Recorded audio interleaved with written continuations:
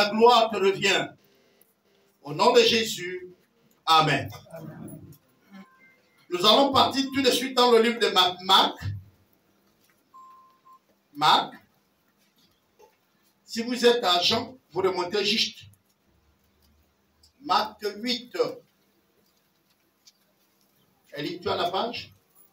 Tu peux faire la lecture forte? On va lire à partir du verset 27 à 30. Marc 8, verset 27. Jésus s'en alla avec ses disciples dans le village de Césarée de Philippe. Et il leur posa en chemin cette question. Que dit-on que je suis? Il répondit, Jean-Baptiste, les autres Élie, les autres l'un des prophètes. Et vous, leur demanda-t-il, qui dites-vous que je suis? Pierre lui répondit, tu es le Christ. Jésus leur recommanda sévèrement de ne dire cela de lui à personne. Verset 31. Non. Ah, merci beaucoup. Amen, amen. Amen. C'est souvent des passages bibliques, quand nous on lit là, on avance, parce que ça ne dit pas beaucoup de choses. Mais on va aller examiner petit à petit cette partie de la parole. Jésus s'en allant avec ses disciples dans les villes de César et de Philippe. Et il leur dit en chemin, cette question. Qui dit-on que je suis?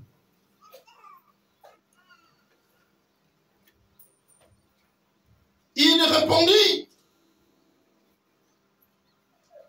on dit de toi Jean-Baptiste. Les autres disent aussi que tu es Élie. Et les autres, un de prophètes. Dans d'autres versions, vous allez trouver un des anciens prophètes revenus à la vie. Vous avez vu ça dans d'autres versions, n'est-ce pas? Ici, c'est Christ. Je vais vous donner le thème. Connaître celui que tu sais. Connaître celui que tu sais.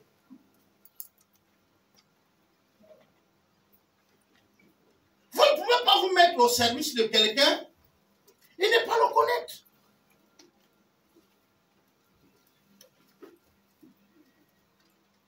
Je sais qu'il arrive qu'on travaille dans certaines entreprises, n'est-ce pas, non? Dans certaines sociétés, et qu'on n'a pas une connaissance directe du leader, du chef. Mais dans le cadre spirituel avec Dieu, c'est un problème où nous attachons notre âme. C'est pour l'éternité que nous sommes armés. Bien aimé, j'ai envie de vous dire que le Seigneur vous bénisse ce matin. Vous êtes un peuple merveilleux, mais je ne veux pas vous aider. Tous les jours, quand je me lève ici, ma prédication va dans le droit de faire de vous des hommes qui ont une bonne relation avec Dieu, des hommes qui connaissent Dieu, et non qui s'attachent à nous les hommes, ou encore aux doctrines des démons. Et à ce dernier temps, nous avons cette prédication des doctrines des démons. Les gens veulent apparaître, les gens veulent avoir de l'argent. Je vous dis que si c'était pour l'argent, on n'allait même pas démissionner pour la plupart de nous dans nos sociétés. C'est une affaire de fardeau. Et cette affaire de fardeau avec Dieu, beaucoup d'entre nous ne vont pas comprendre.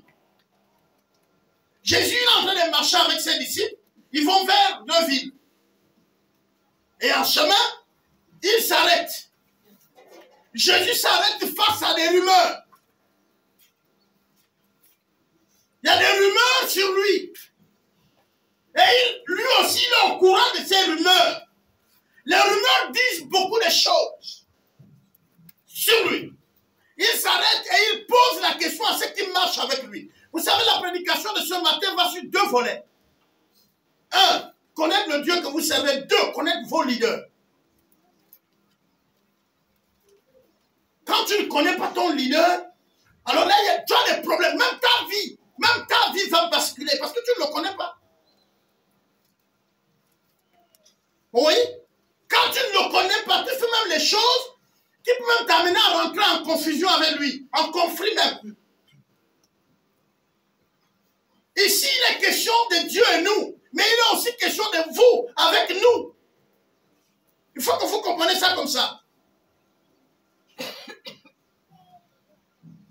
Je vous ai toujours dit, quand tu ne connais pas le leader, quand tu ne connais pas bien l'église, il faut fuir. Il ne faut pas rester là.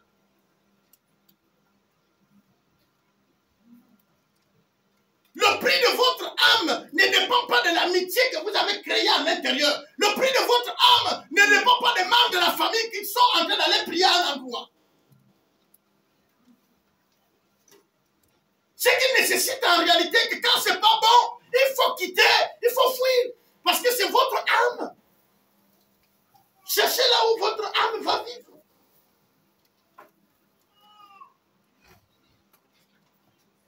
On va lire tout à l'heure Amos, mais avant de lire Amos, on va venir un peu essayer de comprendre qu'est-ce que ce passage nous dit. Jésus est suite aux rumeurs. Jésus est Dieu. Et lui aussi face aux rumeurs. Alors il s'arrête. Ils sont en train de voyager avec les disciples. Et Jésus s'arrête un moment. Et il dit aux disciples, parce que quand ils voyageaient à pied, et pour ceux qui ont voyagé à pied, ceux qui sont de ma génération, certains ont un peu goûté ça.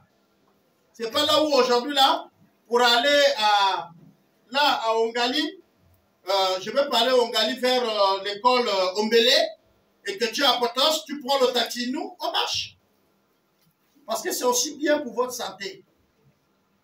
Hein, c'est aussi bien pour la santé. Aujourd'hui, il y a beaucoup qui sont en train de mourir jeunes. On accuse qu'on les tue, mais parfois c'est vous-même où vous êtes tués. Voilà, chaque jour, vous buvez une bouteille d'un soja, donc d'un coca ou d'un pamplemousse, 1,5 litre. Vous buvez ça tous les jours. Et puis après, on dit que c'est l'oncle qui a tué. Ce n'est pas l'oncle. Personne, tu étais en train de te tuer. Donc, accepte ta mort sans accuser quelqu'un.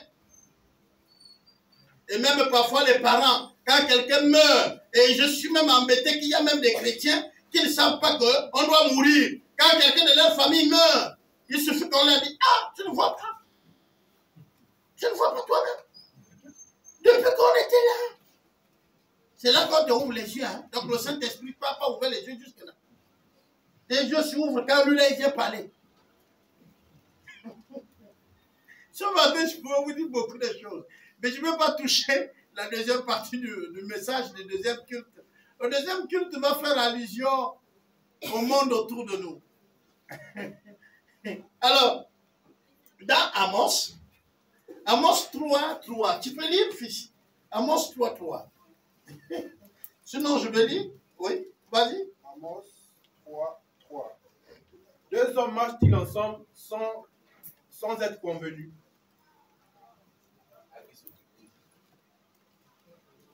Est-ce que deux personnes peuvent marcher ensemble si ce ne sont pas accordés? Si au préalable, on ne s'est pas assis pour parler, est-ce qu'on peut marcher ensemble? Malheureusement, dans la plupart de nos églises aujourd'hui, il y a beaucoup qui font route sans s'accorder. C'est en cela qu'on peut trouver quelqu'un qui ne comprend pas son leader. Quelqu'un qui ne comprend pas son collègue. Quelqu'un qui ne comprend pas son frère ou soeur. Parce que s'accorder, c'est quoi? La Bible dit que nous avons un seul corps, mais une diversité de dons. On est d'accord? Et ces dons opèrent d'une manière différente.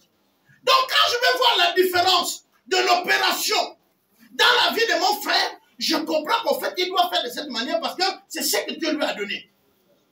Mais la guerre qu'il y a, c'est que moi, le leader, je voudrais que Élie opère comme moi. Élie ne peut pas opérer comme moi. Élie a un don. Est-ce que vous comprenez? Même si le pasteur Serge est un pasteur, lui ne peut pas opérer comme moi. Je suis apôtre, il est pasteur. Lui, il est plus proche de vous, le peuple. Lui, il vous visite. Lui, il prie pour vous. Lui, il est berger. Moi, je ne suis pas berger. Je suis apôtre. C'est quoi mon travail? Mon travail consiste à superviser nos églises. pour que ça soit stable. Enseigner la foi dans la base pour que vous grandissez et vous devenez fort. Mais lui, il entretient, il gère. Quand tu es blessé, quand tu es touché, quand il y a une situation qui t'embête, c'est Serge que tu vas voir et non moi. C'est Alexis que tu vas voir et non moi. Vous avez une situation dans la famille. Les premiers que vous allez voir là-bas, c'est eux, c'est pas moi. Mais comme tu ne connais pas comment ça fonctionne, tu commences à dire, moi je suis même touché là. Papa Albert, quel Papa Albert? Moi on a les pasteurs dans l'église, pourquoi? Papa Albert depuis chez lui, il appelle l'église de Mwanda, il appelle l'église de Libreville, il appelle l'église de Makokou. Il veut connaître comment ça se passe, comment les pasteurs ont dormi, comment l'église est. Est-ce qu'il y a une situation? Il règle la situation. C'est celle qui s'occupe de ta vie. C'est Alexis qui s'occupe de ta vie. C'est eux qui soignent les blessures. C'est eux qui soutiennent. Comme je le disais quand j'enseignais aux jeunes, que quand le pasteur ne connaît pas son ministère, ça devient un problème même avec l'apôtre. Pourquoi? Parce que tout simplement, on peut rentrer dans des scènes de jalousie qui ne disent pas mot. Les fidèles, ils ont tendance d'être plus fidèles au pasteur et non à l'apôtre. Il faut que l'apôtre, les pasteurs, comprennent que nous sommes avec un apôtre. Sinon, l'église aura tendance même d'oublier l'apôtre. Parce que pour eux, est-ce que quand j'ai les problèmes, je le vois? Mais tu es dans une église, la vie de l'église là, il y a quelqu'un qui l'entretient. Mais il y a les pasteurs qui vous entretiennent. C'est comme vous voyez un couple. Le mari, il va très tôt. Les enfants ne le voient pas. Il va chercher. Il vient, il dépose. La femme prépare. La femme nettoie. Les enfants voient la femme. Et tous leurs besoins, maman, maman, maman. Mais ils oublient qu'il y a papa. Qui fait souvent un travail spirituel. On ne le voit pas. C'est-à-dire un travail qu'on ne voit pas. Il sort à 5 heures. Il rentre le soir à 19 heures. Parfois d'autres dorment. Ils n'ont pas un contact en tant que tel avec papa. Et parfois les dimanches, la journée, qu'il doit rendre visite un peu à tout le monde. Qu'il doit aller à une réunion. Il n'a pas le temps parfois suffisamment pour les enfants. Qu'ils ont l'impression qu'ils n'ont pas un père. Et c'est le même comportement dans une église locale. Les pasteurs sont plus proches de vous. Et vous avez l'impression que papa Albert n'est pas là. Mais les pasteurs ne vont pas faire le travail que je fais. Si vous me posez la question actuellement, quel est l'état de santé de nos églises actuellement? Je vous la donne en bref. Parce que, avant-hier, j'ai appelé tout le monde. Hier, j'ai encore communiqué avec les pasteurs. Parce que c'est mon devoir. Est-ce que nous discutons sur comment évoluer? Mais oui, le pasteur est là. Et on ne s'associe pas avec quelqu'un qu'on ne connaît pas. Les gens qui aiment prendre des risques, c'est les femmes. Il suffit que la personne qui le connaît vienne voir que nous on fait une tontine. Ah bon? C'est combien? C'est 4. Il ne connaît même pas les gens qui sont dedans. Chaud, dans la tontine. Et après tu es étonné qu'on ne te paye pas. On a payé tout le monde. Mais quand c'est ton tour maintenant, oh, ils ont des problèmes. Mais quelque part, c'est le mal. Tu es venu même dans la tontine, là, comment? Hein? C'est toi qui es venu dans la tontine. Ils étaient dans la tontine depuis. Jésus pose la question. Et il y a une réponse qu'on lui donne. Il dit, mais certains disent que tu es Jean-Baptiste. Enfin, pour dire même qu'il est Jean-Baptiste, c'est que depuis que Jésus est même sur la terre là, au fait, tu ne suis pas. Jésus et Jean-Baptiste ont une différence de 6 mois en âge. Donc, c'est comme les enfants qui ont grandi ensemble. L'autre commence le ministère 6 mois avant l'autre. Et il meurt aussi avant l'autre. Comment tu peux dire que Jésus, qui a pratiquement le même âge que Jean-Baptiste, est Jean-Baptiste? C'est vrai que depuis longtemps, tu ne suis pas, frère. Et il y a beaucoup dans l'église qui ne suivent pas. Je parle ici du peuple d'Israël, l'église, c'est vous. Jésus-Christ, avec son cousin, Jean-Baptiste et son cousin, c'est l'enfant de la cousine de Marie. Si on revient avec ça en Afrique, c'est deux sœurs. Que ce soit la différence de mère ou de père. C'est ce que les Blancs appellent cousine. Chez nous ici, on dit ma sœur. Donc la sœur, c'est Jean-Baptiste, Elisabeth. Et l'autre sœur, c'est Marie. Ils ont mis au monde les enfants. Si c'était ici en Afrique, on va dire sont les frères. On est d'accord? 6 mois. Je vais dans la cour et jouer ensemble. Mais comment tu peux dire que Jésus est le Jean-Baptiste là qui est mort et revenu à la vie? Jean-Baptiste est mort il y a de combien d'années? Pour que tu penses que celui qui est revenu à la vie, les gens connaissent la naissance de Christ. Les gens savent que Christ a vécu avec eux. On nous montre que même à 12 ans, il était au temple en train de parler. On est d'accord? Mais comment tu peux imaginer que ces gens, c'est parce que tu ne suis pas. Et il y a le groupe de ceux qui ne suivent pas. À beau prêcher, à beau tout dire ici, ils ne suivent pas. Ils ne savent même pas ce qui se passe dans le christianisme. Mais les statuts, sur leurs statuts, ils écrivent Dieu est mon salut. Tu connais que le salut c'est quoi? C'est bonjour. C'est pas le salut.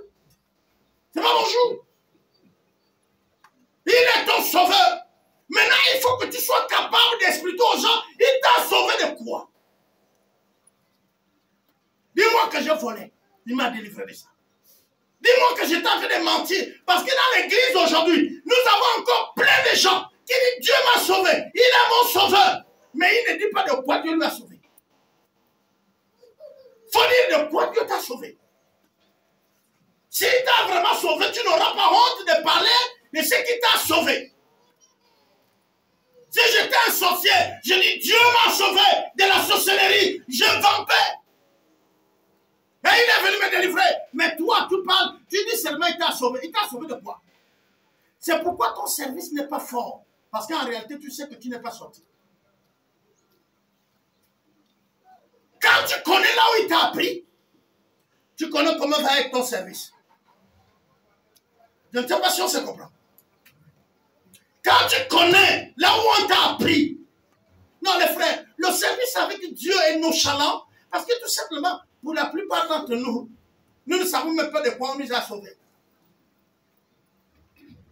Mais non, Jésus est bon, Jésus fait les miracles.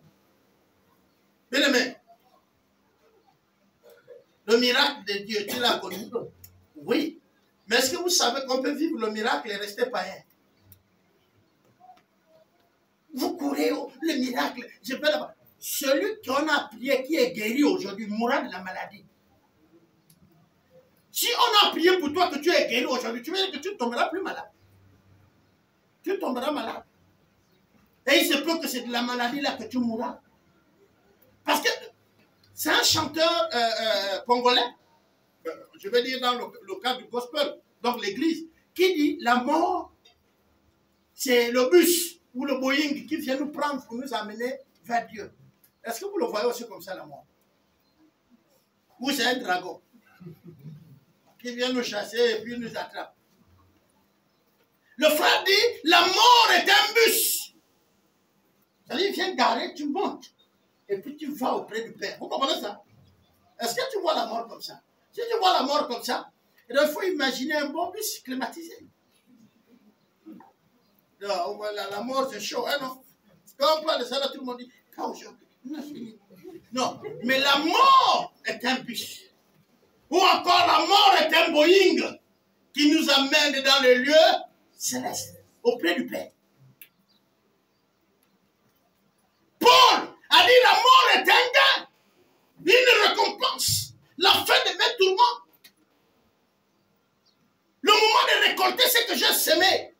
Si tu as peur de la mort, c'est parce que tu sais que tu n'es pas prêt. J'ai prié pour une jeune dame qui était gravement malade. J'ai posé la question à la jeune dame.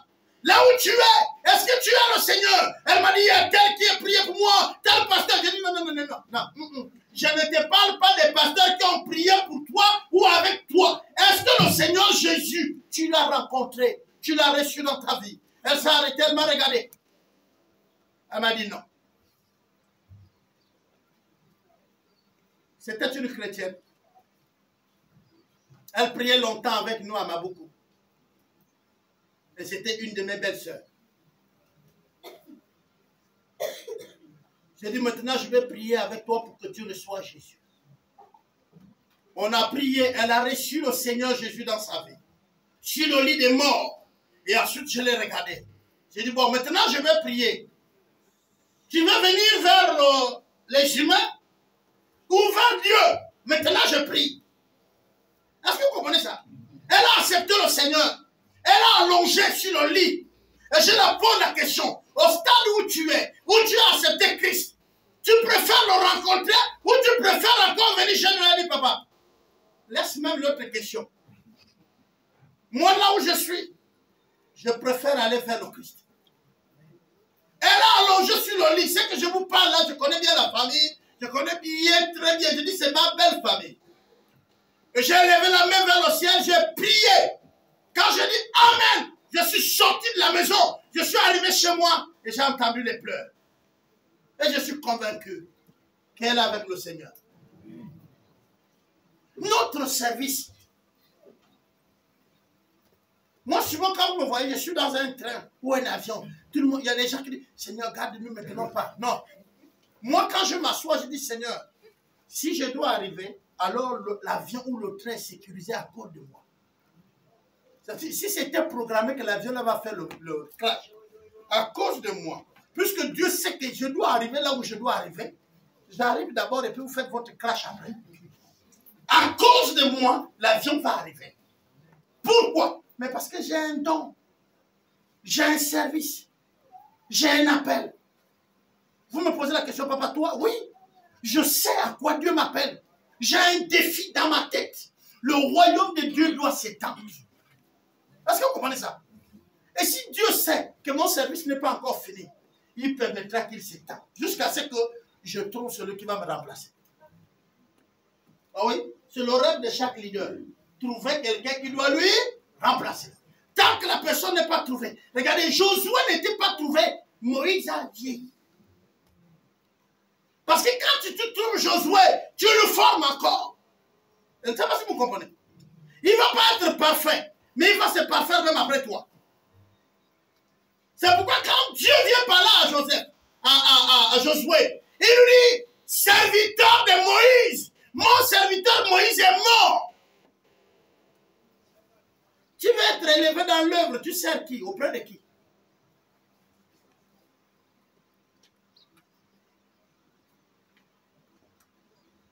Tu sers où?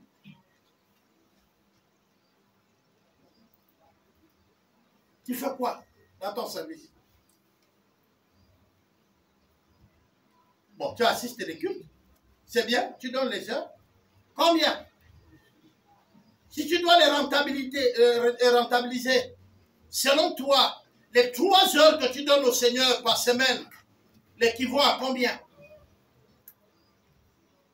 Si tu parles de bénédiction, si tu parles de protection, Dieu doit te garder parce que tu fais quoi? Dieu doit bénir ta maison parce que tu fais quoi? Est-ce que les pauvres de ton quartier mangent de ta maison?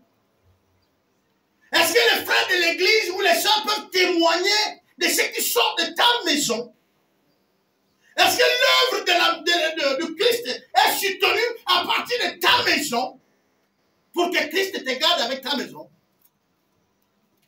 Je disais à un frère à Libreville, j'ai dit, tu vois, il y a des gens que vous voyez, ils sont énormément riches aujourd'hui, mais il est païen. Et les gens posent des questions. Oh, il a sûrement rentré dans la force, dans les formationneries, les autres cours, les loges. Non, pas tous. Non, pas tous. Pas tous. J'ai suivi une histoire. Un pasteur a été invité pour une conférence internationale dans un pays. Un pasteur africain. Et également dans le lot des invités, il y avait un Américain. Et c'est des choses que nous on vit souvent. Alors l'hôtel qu'on les a logés avait une piscine. L'Africain, il a gêné, prié, parce que c'était une conférence. Vous avez déjà vu ça, non? Il a gêné, il a prié, il a parlé en langue dans sa chambre. Vous connaissez, c'est la mode aujourd'hui. Il faut aussi vous parler, non? Voilà. Et il a cogné les mains sur les murs. Depuis hier, il ne mange pas.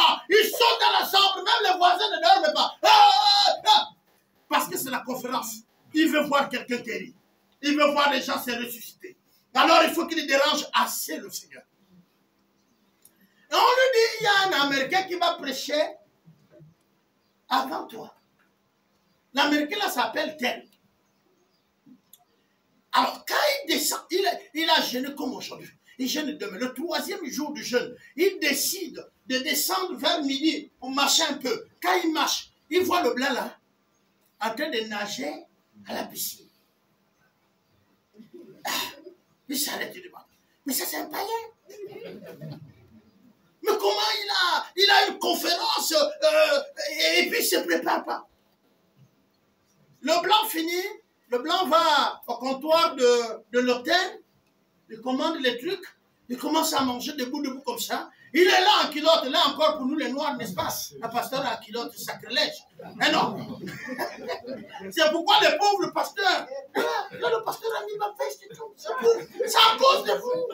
Ah, si maintenant en culotte, là vous allez dire, oh, non, pasteur. Oui, donc, les vestes, le gars en culotte là, il est torse nu. Mais ça c'est un païen, on a amené. Mais comment on lui demande d'intervenir quand même avant moi? Il va voir les organisateurs. Il dit, c'est celui-là que vous avez dit qu'il intervient avant moi. Il dit oui. Il dit, mais non. Mais vous allez me gaspiller l'option. Parce que moi, quand je viens, il ne faut pas que le gars il fait n'importe quoi pour que les gens ne reviennent pas à l'heure de mon intervention. Il retourne en salle prier.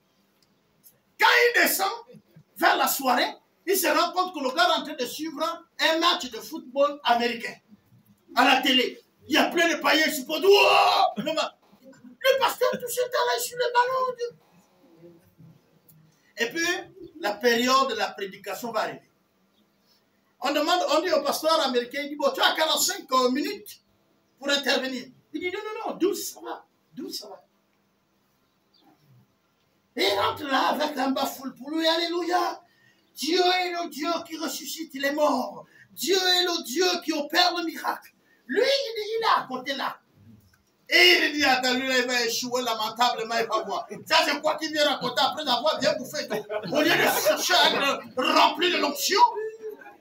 Et puis, il se rend compte que l'autre dit, s'il y a les malades, quelqu'un a une situation qu'il se lève, les gens se sont levés quand il a prié, il y avait des prodiges, les miracles. Ça a dépassé l'heure, ça dit, ce n'était plus la prédication.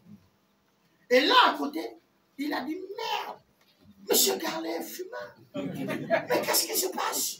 Moi, je n'ai rien compris. Moi, je gênais, je priais, je tout fait. Pour rien. Et maintenant, il va voir un autre homme de Dieu. Il dit, mais celui qui prêche là, c'est réellement qui? On lui dit, oh, donc tu es avec un éminent serviteur de Dieu comme ça, tu ne le connais pas. Il dit, comment, dites-moi. Il dit, le gars là, il est la 4e génération. Son père fut missionnaire en Inde. Son grand-père, plutôt arrière-grand-père, fut missionnaire en Inde. Son père fut missionnaire en Afrique. Et son grand-père plutôt. Et son père aussi fut missionnaire. Et il est la 4e génération de la lignée de Oué. Est-ce que vous comprenez ça? La Bible dit que la bénédiction de Dieu se repose sur ceux-là qui l'ont servi jusqu'à 1000 générations. C'est toi que ton père était un Kérékana, le jobiste. Tu as besoin de faire tout ça parce que tu ne connais pas ça. C'est pourquoi tu souffres. Mais lui, depuis des générations, les portes sont ouvertes. Est-ce que vous comprenez ça? Regardez bien.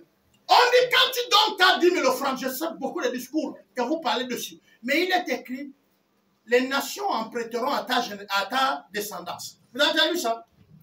Dans Malachie, il dit, les nations viendront emprunter sur ta descendance. Mes enfants vont prêter aux nations. Est-ce que vous savez qu'il y a des gens qui prêtent aux nations? Les gens qui prêtent de l'argent à un pays. Ça, ils sont vachement riches. Et moi, je veux que mes enfants soient dans cette génération. Je veux que mes petits-fils y prêtent. Alors, on me dit, tu fais quoi? Tu donnes. Est-ce que vous comprenez ça?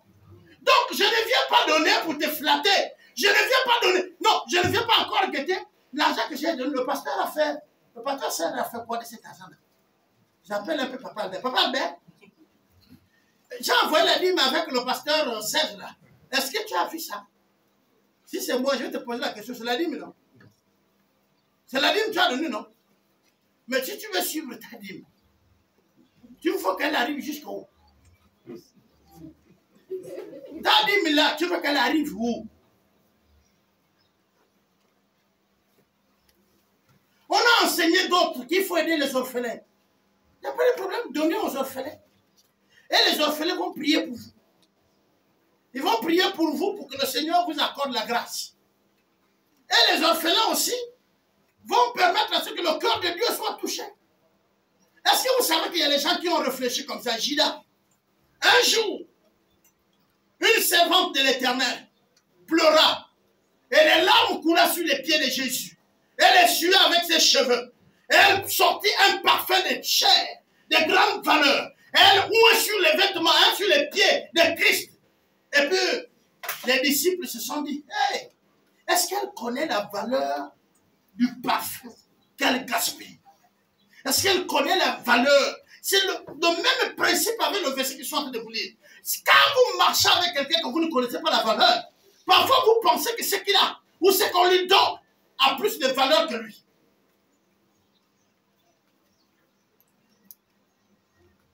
Et ils ont oublié que c'est Dieu. Pour eux, le parfum a plus de valeur que Dieu.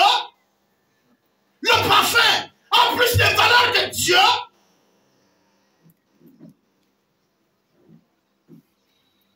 Et c'est les disciples. C'est encore vous. Parce qu'on a béni un pasteur.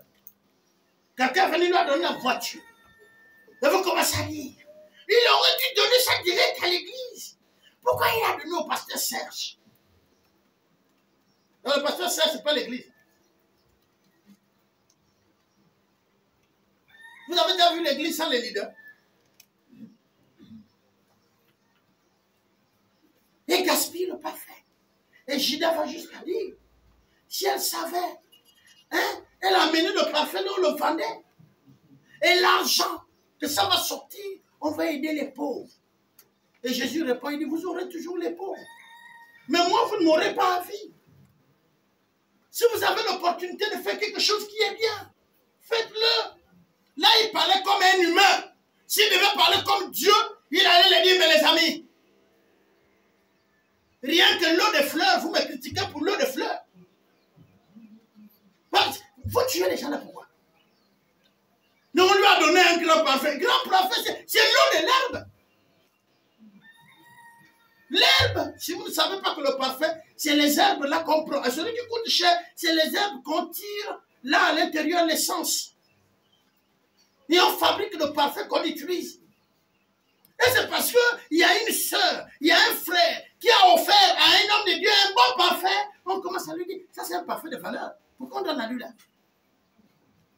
Alors s'il y a la voiture, un rassemblement de la ferraille qui a un temps de vie. Et là on va commencer à dire, comment il lui donne la voiture? Et après quand cet homme de Dieu là s'arrête, il te prend en route.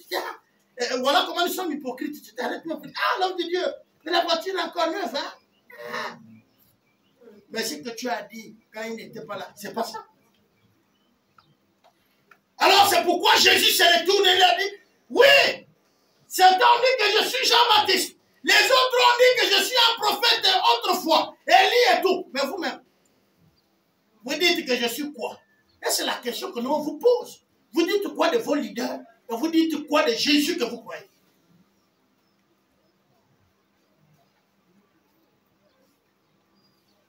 Vous dites quoi?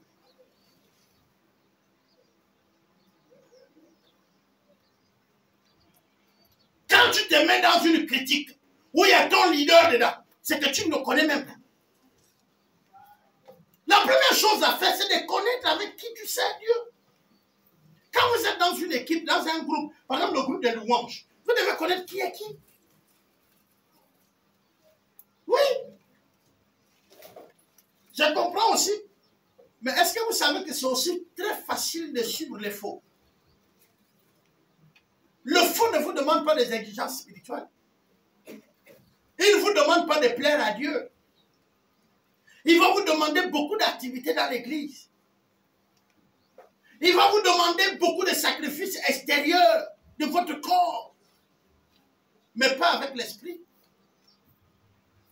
Qui vous a dit que le diable ne guérit pas? Qui vous a dit que le diable ne fait pas de miracles?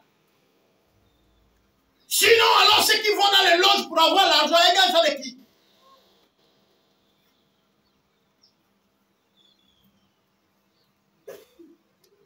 Je suis mis à la télé de mon portable, parce que ma télé, je fais le YouTube. Et je suis mis dans ma télé un homme de Dieu qui dit que tout est vanité de vanité. Et moi qui répondais assis chez moi, c'est maintenant que tu apprends ça. C'est maintenant que tu apprends. Pourquoi? Parce que selon lui, il voit les choses que sa femme a laissées. Des sacs de grand prix, des chaussures de grand prix. C'est là qu'il réalise que nous devons nous attacher à Dieu. Tout est vanité. C'est maintenant que tu réalises maintenant. Donc, avant, c'était où? Dans l'intelligence. Mais pas dans le cœur. Bien-aimé, le vrai n'a pas d'image. Le Seigneur Jésus disait, il n'avait rien pour attirer les foules vers lui. Aujourd'hui, tout le monde fait tout pour qu'il y ait des grandes foules dans les églises. Beaucoup fétichent même sur les fidèles pour que ceux qui parlent, ils obéissent. Ce qu'il dit, ils le font.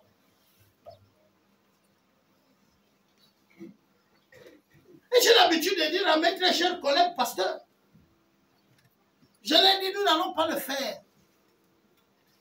Les élus viendront. Amen. Amen. Les élus viendront.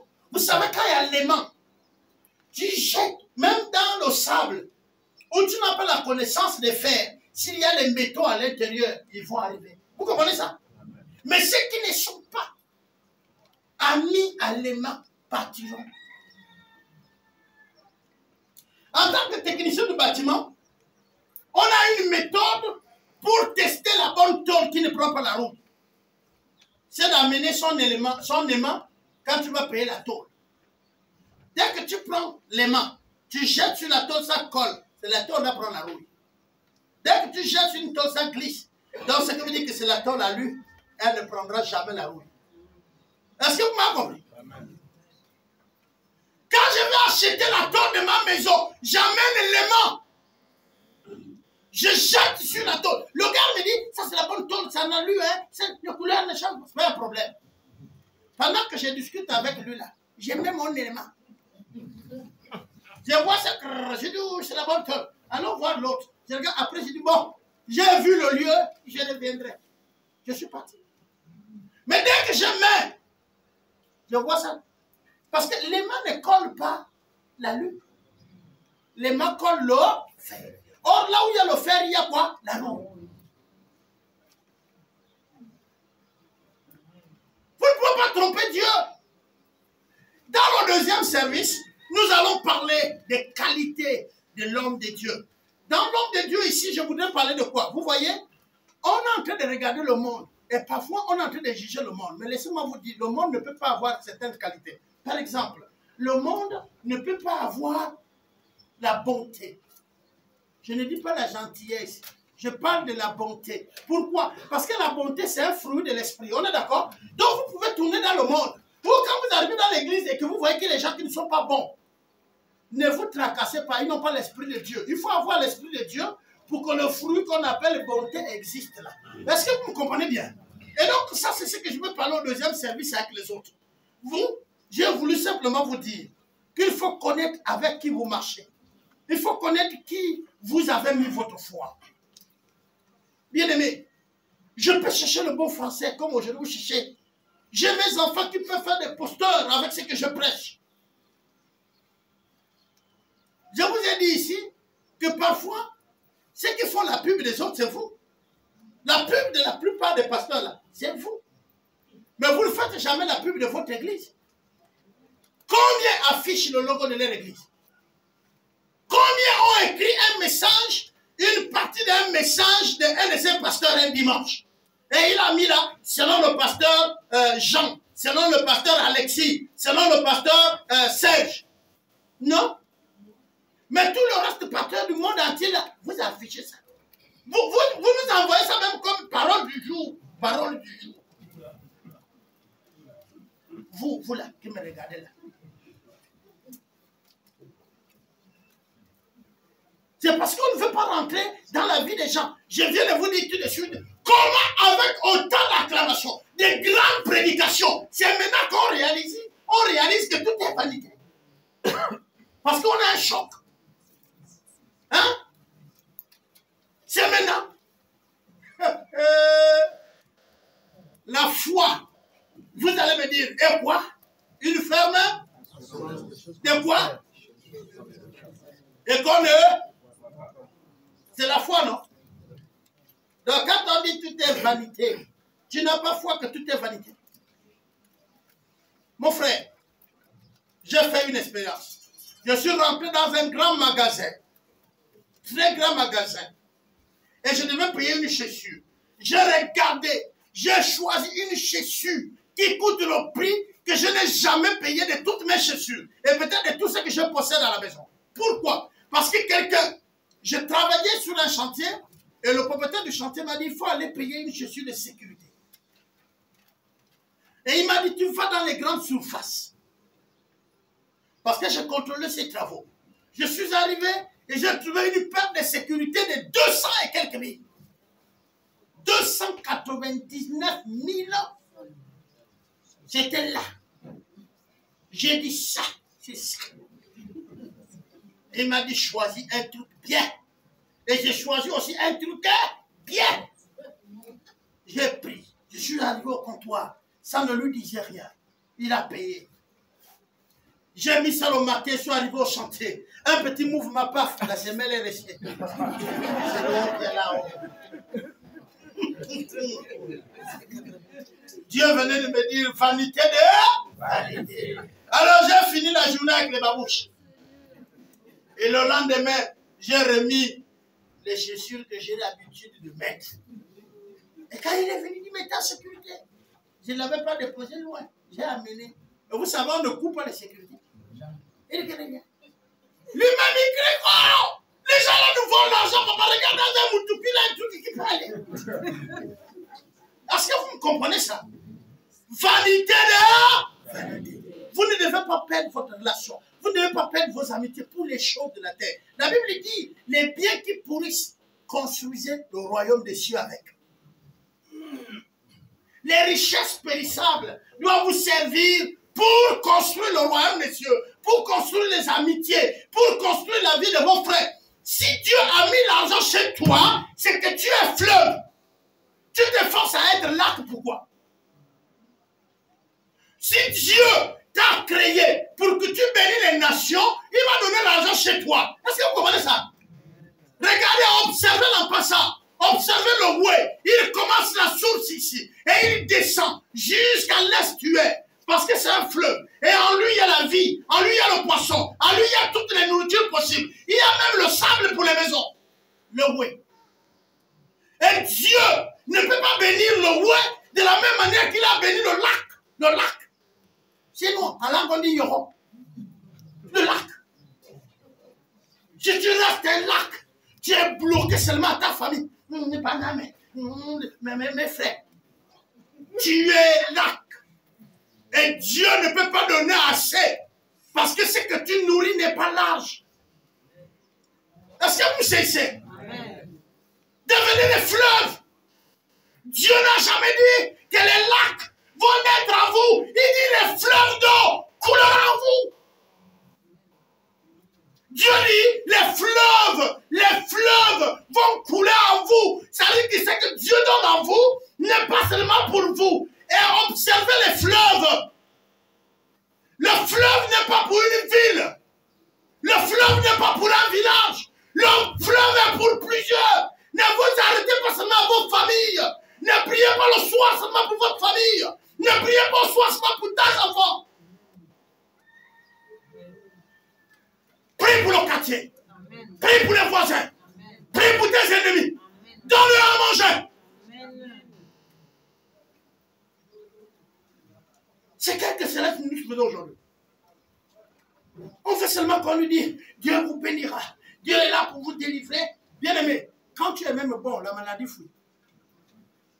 Est-ce que vous savez qu'il y a des maladies parce que tu es mauvais?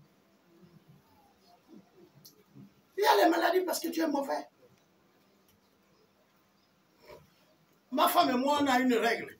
Tu vois, quand elle rentre, je suis là-bas. Elle dit, ton visage. Je dis quoi? Elle dit, c'est froissé. Il faut que tu sois content. Il y a un passe pour toi. En fait, vous savez ce qu'on veut dire.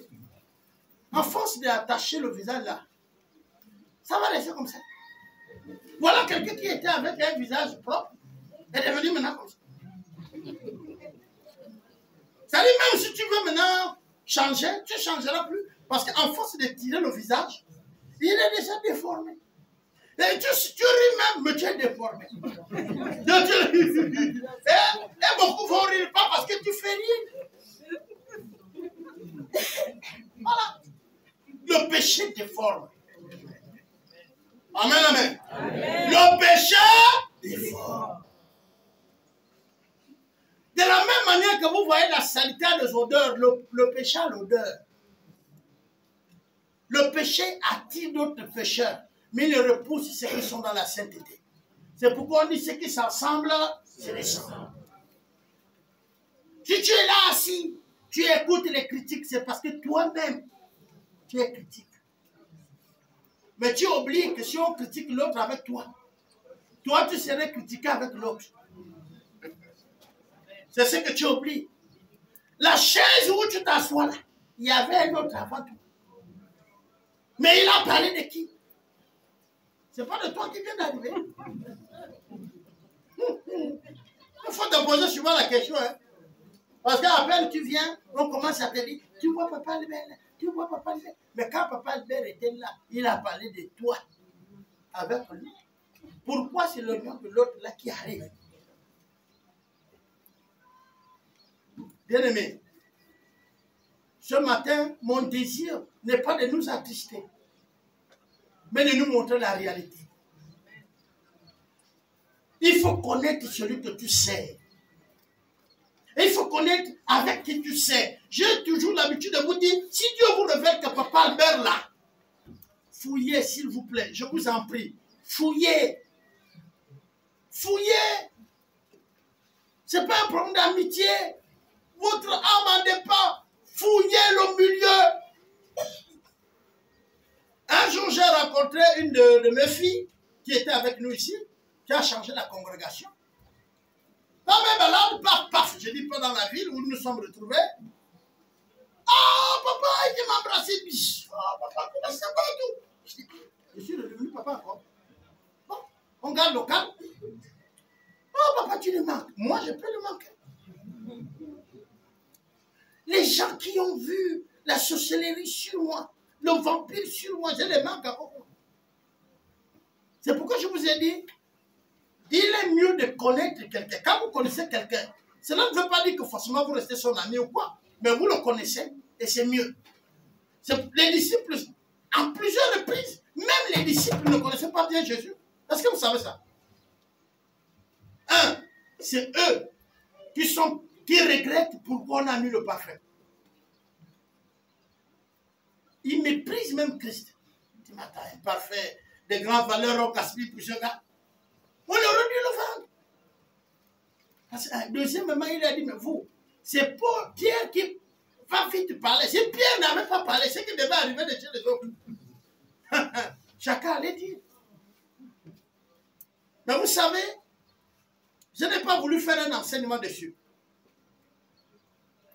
Quand on étudie le principe de connaître Dieu, on va voir que les premiers disciples qui vont arriver chez Christ, ce n'est pas de la révélation qu'ils ont, c'est de la connaissance. Quelqu'un leur dit, voici l'agneau de Dieu qui ôte le péché du monde. Ils ont compris, ils l'ont suivi, mais ils n'avaient aucune vie, aucune relation directe avec lui.